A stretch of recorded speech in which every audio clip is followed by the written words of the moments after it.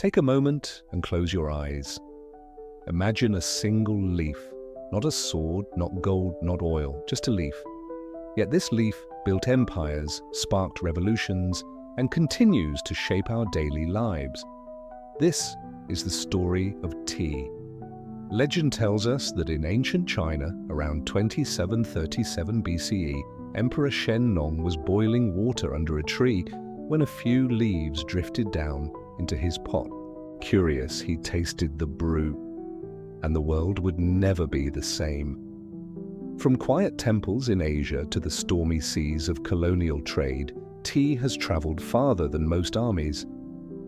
It has been currency, medicine, a symbol of luxury, and even the spark behind acts of rebellion.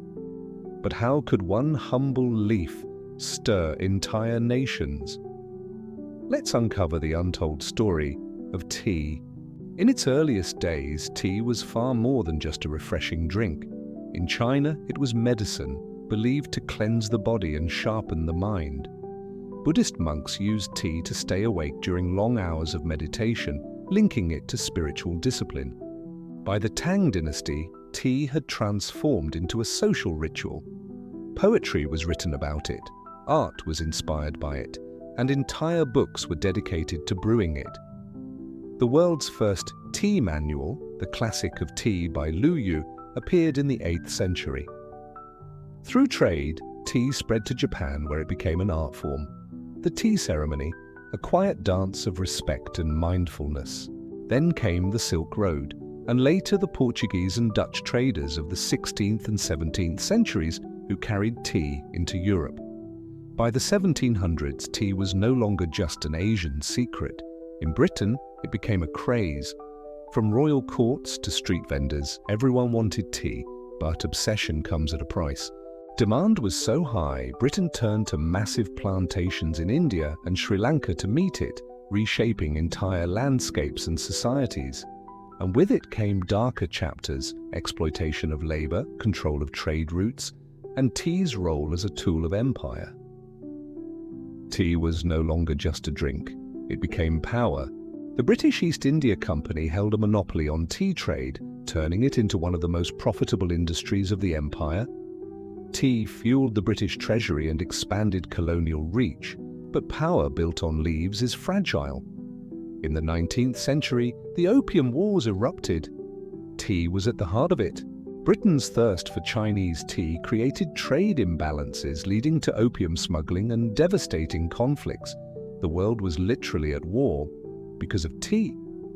Tea also brewed rebellion. In 1773, angry American colonists, furious at British taxation on tea, dumped crates of it into Boston Harbor.